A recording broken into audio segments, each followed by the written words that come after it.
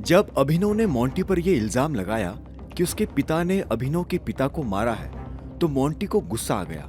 उसने अपनी बंदूक निकाली और अभिनव के सिर पर तान दी। मोंटी की सांसें गुस्से में बहुत तेज चल रही थी, लेकिन इससे पहले कि मोंटी अभिनव पर गोली चलाता, अभिनव खुद आगे आ गया और उसकी बंदूक की नली पकड़कर बोला, चला गोली, चला। तू और तेरा बाप बस यही कर सकते हैं, धोखा, गद्दारी, फरेब। Shut up, just shut up. बस अब चुप हो जा टाइगर। तू जो भी इल्जाम मेरे पिता पर लगा रहा है वो गलत है। वो दोनों तो दोस्त थे, ऐसा हो ही नहीं सकता। मोंटी का जवाब सुनते ही अभिनव को और भी गुस्सा आ गया। मैं इतने सालों तक जो भटका हूं ना, वो सिर्फ तेरे बाप की वजह से ही है। वो तो कुछ दिनों पहले किस्मत से मेरी मुलाकात अकरम से हो गई और फिर मुझे पता चला कि मैं असल में था कौन। इतने सालों तक तू मेरी प्रॉपर्टी पर ऐश करता आया है, भूलना मत।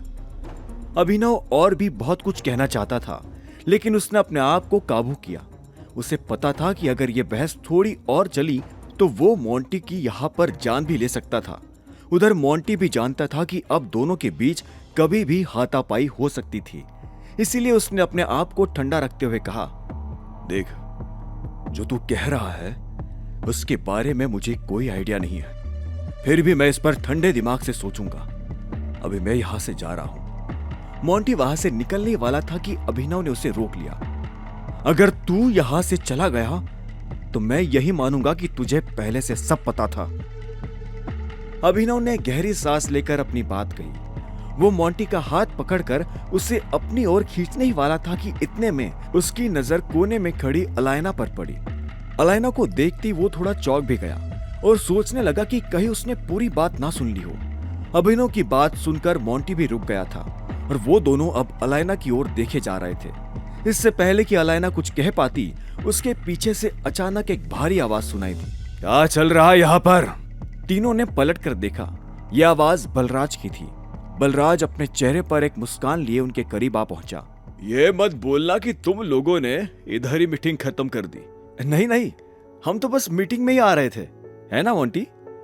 अभिनव ने मोंटी की ओर देखकर उसे हाँ करने का इशारा किया। भले ही मोंटी उन लोगों में से था जिसे दूसरों की सुनना पसंद नहीं था, लेकिन फिलहाल ये ऑर्डर टाइगर का था। हाँ बलराज अंकल, वैसे काफी महीनों बाद शक्ल देखी आपकी। कितने महीनों से इग्नोर करे जा रहे थे आप मुझे? मोंटी ने फीकी मुस्कान के साथ कहा, जिसका जवाब भी बलराज ने फीकी मुस्कान से ही दिया। तुझसे ज्यादा जरूरी काम रहते हैं करने को, बलराज ने कहा। दूसरी ओर अलायना मोंटी और अभिनव के हाव भाव नोटिस कर रही थी। उसे ये महसूस हो गया था कि इन दोनों के बीच अभी अभी बहस हुई थी। हालांकि वो कुछ भी ढंग से सुन नहीं पाई थी। उसे कुछ साफ सुनाई दिया था तो अभिनव की आखिरी लाइन, जो कि मोंटी को वहां से जाने से रोक रही थी। अलायना को एहसास हो गया था कि वो दोनों ही कुछ बहुत बड़ी बात छिपा रहे थे। चले, अभी मीटिंग स्टार्ट होने वाली होगी, अभिनव ने कहा और बाकी तीनों लोगों की ओर देखा। उसके एक बार कहने पर ही तीनों मीटिंग के लिए निकल पड़े। एक बड़ा गेट खोलकर उनकी एंट्री गेस्ट रूम में हुई, जो कि किसी आम घर के साइज से भी बड़ा था। ऊपर लगा झूमर, राजा महाराजाओं जैसी कुर्सियां, जगह जगह महंगे डेकोरेशंस, ये सारी चीजें अभिनव को बार बार एहसास करवा रही थी कि वो कौन था। उसके रूम में घुसते ही टेबल पर बैठे सभी सीनियर्स अपनी जगह से खड़े हो गए और ताली बजाकर उसका स्वागत करने लगे। Welcome tiger! Thank you so much. आप लोग प्लीज बैठिए, अभिनव ने सिर हिलाकर कहा और सबके बैठने के बाद वो भी मेन चेयर पर आकर बैठ गया। टाइगर के लौट आने की खुशी में सभी लोग वाइन से सेलिब्रेट कर रहे थे।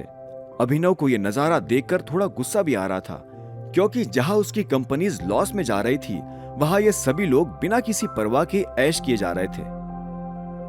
10 साल बीत गए, हमें तो लगा था कि टाइगर अब कभी वापस आएंगे ही नहीं। टेबल पर बैठे लोगों के बीच जेडन ने हंसते हुए कहा, एक सेकंड, टाइगर को मैंने खोजा है, मुझे एक बड़ा इनाम मिलना चाहिए। अकरम ने भी सभी लोगों के साथ ठहाके लगाते हुए कहा, मैं काफी शुक्रगुजार हूं आप लोगों का कि मुझे इतने सालों बाद भी वैसे रिस्पेक्ट मिल रही है जैसे मिलनी चाहिए। अभिनव ने मुस्कुराते हुए कहा, लेकिन मुझे ये पता चला है कि हमारे ग्रुप की पोजीशन मार्केट में अभी डगमगा रही है। इसलिए बेहतर यही होगा कि हम इन सेलिब्रेशंस को जल्दी खत्म करके तुरंत ही अपने अपने काम पर लग जाए। हाँ, मुझे भी आज ही गुड़गांव वापस लौटना है। अलायना ने भी अपनी घड़ी में टाइम देखते हुए कहा। चिंता मत करो टाइगर, तुम अब आ गए हो तो कुछ गलत थोड़ी ना होगा। सब मिलकर काम पर लगेंगे और ग्रुप को सबसे टॉप पर ले जाएंगे, देखना, लोकेश ने एक्साइटेड होते हुए कहा। हाँ, लेकिन अभी सही वक्त नहीं है टाइगर की आइडेंटिटी को दुनिया के सामने लाने का। वो अभी भी अंडर कवर है, इसलिए हमें थोड़ा इंतजार करना चाहिए, बलराज ने मीटिंग में बैठे सभी लोगों को याद दिलाते हुए कहा, ताकि कोई गलती से भी टाइगर के लौट आने की खबर बाहर लीक न कर दे। सभी लोगों ने इस बात पर सिर हिलाकर हामी भी भरी। तो अब पेपर वर्क शुरू करें? सभी लोगों की ओर देखकर अकरम की नजरें फिर मोंटी पर आकर रुकी। मोंटी ने सिर हिलाकर अकरम का इशारा समझा और वो एक छोटा सा लॉकर लेकर आ गया। अभिनव के सामने लॉकर रखते ही उसने कहा कि मुझे जो कुछ भी पता है वो मैं तुम्हें बता दूंगा। उसके अलावा तुम्हारे फादर की सारी प्रॉपर्टीज के कागज इस लॉकर में है, एक बार चेक कर लो। अभिनव ने नोटिस किया कि मोंटी के हाव भाव अब पहले से काफी शांत हो चुके थे। उसने धीरे से लॉकर को अपनी ओर खींचा और खोल लिया। लॉकर खोलते ही अभिनव ने देखा कि वो बहुत सारे कागजों से पूरी तरह भरा हुआ था। उसको मन ही मन अपने ऊपर हंसी भी आई कि कहा उसके पास इतनी सारी प्रॉपर्टीज थी और वो दिन का 500 रुपए कमाने के लिए इधर उधर धक्के खाते रहता था। वाह, काफी सारी प्रॉपर्टीज है। लगता है तुम्हारे पापा के काफी प्लान्स थे तुम्हारे लिए टाइगर, अलायना ने एक बड़ी मुस्कान के साथ कहा। तुम्हारी स्माइल देखकर ऐसा क्यों लग रहा है कि कुछ हिस्सा तुम्हें भी चाहिए? अभिनव ने हंसते हुए धीरे से कहा। अलायना को समझ नहीं आया कि वो कैसे रिएक्ट करे। इससे पहले कि वो कुछ बोल भी पाती, उन दोनों के पास ही खड़ा मोंटी अलायना की ओर देखकर बोल पड़ा। सच में तुम भी हिस्सा लोगी? मोंटी को हैरान देख अभिनव ने आह भरी और कहा, अरे मजाक था यार, छोड़ो। तुम्हें मुझे और कुछ देना है? वक्त रहते दिल्ली भी पहुंचना है फिर। अभिनव की बात में अलायना ने भी अपनी बात जोड़ दी। हाँ, मुझे भी पहुंचना है, इवनिंग में एक मीटिंग है। दोनों को जल्दी में देखकर मोंटी ने एक प्रपोजल दिया।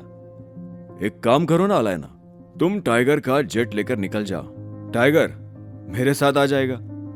मोंटी का प्रपोजल सुनते ही अलायना को थोड़ा डाउट हुआ और उसने अभिनव की ओर उसका ओपिनियन जानने के लिए देखा। हाँ ठीक है, तुम जाओ अलायना, बाद में मिलते हैं, अभिनव ने कॉन्फिडेंटली कहा। उसकी ओर सिर हिलाकर अलायना बाकी मेंबर से मिलते हुए वहां से निकल गई। मोंटी को एक पल के लिए लगा कि वो शायद अभी भी कुछ फाइल्स भूल रहा था। वो उन्हें ढूंढने फिर से ऊपर गया भी, लेकिन दरवाजा खोलते वक्त ही हिचकिचाने लगा। उसने सोचा कि वो सारी फाइल्स ऑलरेडी ला चुका था और उसे फिर से नीचे ही चले जाना चाहिए था। दूसरी ओर अभिनव भी अपने सारी जरूरी कागजात सूटकेस में पैक करते हुए खड़ा हो गया। उसको खड़े होते देख टेबल पर बैठे बाकी लोग भी तुरंत ही खड़े हो गए थे। अब मैं चलता हूं, जल्दी मुलाकात होगी, अभिनव ने कॉन्फिडेंटली कहा।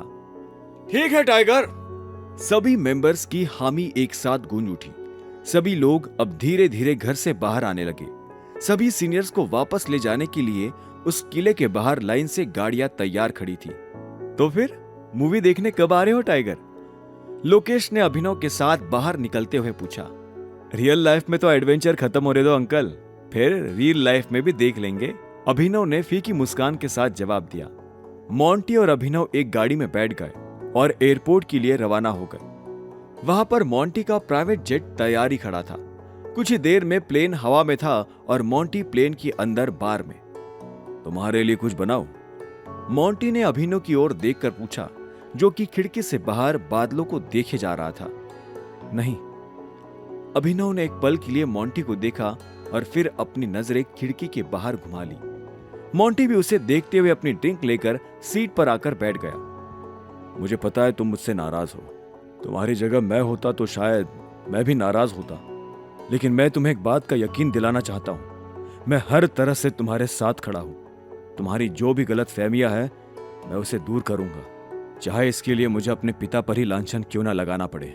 तुम मुझे अपना दोस्त तो नहीं मान पाओगे, लेकिन प्लीज अपना दुश्मन भी मत समझना। मोंटी ने अपने गिलास में से एक सिप लेते हुए कहा। अभिनव चुपचाप बैठा खिड़की के बाहर देख रहा था। मोंटी ने फिर से अभिनव से सवाल किया, मैंने सुना तुम्हारी शादी भी हो चुकी है। मोंटी की आंखों में दिलचस्पी थी। अभिनव ने आह भरकर जवाब दिया, लंबी कहानी है, कभी फुर्सत से बताऊंगा। फिलहाल तो इन पेपर्स के अलावा और कुछ है जो मुझे जानने की जरूरत है। मोस्ट लाइकली नहीं, उस लॉकर में तुम्हारे पिता की सारी प्रॉपर्टीज की फाइल्स थी। कुछ तो ऐसे भी थी जिन्हें कभी खोला ही नहीं गया था, मोंटी ने ड्रिंक करते हुए कहा। अभिनव ने हामी में सिर हिलाया। मोंटी की बॉडी लैंग्वेज को देखकर वो समझ गया था कि उनके ग्रुप की कंपनीज का हाल बुरा क्यों था। लोकेश ने भी उसे कहा था कि मोंटी बिजनेस में ज्यादा इंटरेस्ट नहीं दिखाता है। सारी कंपनी से तुम कांटेक्ट में रहते हो? अभिनव ने उसकी ओर देखकर पूछा। मोंटी ने आखिरी सिप लेकर ग्लास सामने टेबल पर रखा। ज्यादा कांटेक्ट नहीं है, बस कभी कभी रानी से रिपोर्ट ले लेता हूं। हालांकि ऑयल रिफाइनरी पूरी मैं ही मैनेज करता हूं। अभिनव ने कुछ सेकंड सोचा और फिर कहा, ठीक है, तुम्हें उसे मैनेज करना और हर 3 महीने में मुझे डिटेल रिपोर्ट भेजते रहना। श्योर, थैंक्स, मोंटी ने स्माइल करते हुए कहा। कुछ ही मिनटों में वो फिर दिल्ली लैंड कर चुके थे। कार में बैठते ही मोंटी ने अपने फोन में रानी का नंबर डायल कर दिया। सिर्फ 1 सेकंड में ही रानी ने उसका कॉल उठा भी लिया था। गुड इवनिंग मोंटी सर, कहिए मैं आपके लिए क्या कर सकती हूँ? तुम्हें यह बताने के लिए फोन किया है कि मैं तुम्हें एक नंबर दे रहा हूँ। ये एक जरूरी आदमी का नंबर है, तुम इनसे बात कर लेना, मोंटी ने कहा। जी सर, पर क्या मैं जान सकती हूँ कि मेरी बात किससे होने वाली है? रानी खुश होकर चिल्लाने लगी। वो तुम्हें खुद ही पता चल जाएगा। तुम्हें उनका नंबर सेंड कर रहा हूँ, जितना जल्दी हो सके उतना जल्दी कांटेक्ट कर लेना, मोंटी ने एडवाइस दी। जी सर, आप सेंड कर दीजिए, मैं अभी उनसे कांटेक्ट कर लूंगी। Thank you so much. अच्छा हुआ तुमने उसे मेरा नाम नहीं बताया, बेचारी हार्ट अटैक से मर जाती। अभिनव ने मोंटी के फोन की ओर देखकर कहा, इसका पता नहीं, लेकिन तुम जिंदा हो ये जानकर मुझे जरूर खुशी हो रही है, और तुम्हारे वापस आ जाने से तो और भी ज्यादा, मोंटी ने ईमानदारी से कहा। अभिनव ने भी हामी में सिर हिलाते हुए कहा, तुम्हें तो पता ही होगा ना कि कंपनी में कोई जासूस बैठा है, इसलिए बी केयरफुल। किसी को पता नहीं लगना चाहिए मेरी असली आइडेंटिटी के बारे में, मोंटी ने स्माइल करते हुए जवाब दिया। डोंट वरी, जब तक मैं हूं तब तक कुछ नहीं होगा, मोंटी का वादा है। वैसे तुम्हारा नंबर तो दो, रानी को भी सेंड करना है। अभिनव ने अपना फोन निकालकर वायरलेसली मोंटी के फोन में कांटेक्ट शेयर कर दिया। मोंटी ने वो कांटेक्ट रानी को तुरंत सेंड भी कर दिया, और सिर्फ 2 मिनट के अंदर ही अभिनव के फोन पर एक अननोन नंबर से फोन आ गया। Hello mister Garhwal, proton publishers की सेक्रेटरी रानी बोल रही हूँ। फोन की दूसरी साइड पर रानी की फर्जी एक्साइटमेंट अभिनव अच्छी तरह से महसूस कर पा रहा था। हेलो रानी, मैं टाइगर बोल रहा हूँ। टाइगर, आप जिंदा हो? रानी ने कांपते हुए होठों से कहा। इतने सालों बाद इस नाम को सुनकर रानी ऊपर से नीचे तक कांप उठी थी। उसे ऐसा लग रहा था जैसे किसी ने उसे चोरी करते हुए रंगे हाथों पकड़ लिया हो। आखिर क्यों हुई थी रानी की इस तरह की हालत? क्या सच में रानी कोई जासूस थी? और क्या थे मोंटी के असल इरादे? टर्न ऑफ टाइगर के सारे एपिसोड्स को सुनने के लिए डिस्क्रिप्शन में दी लिंक से डाउनलोड करें पॉकेट FM ऐप।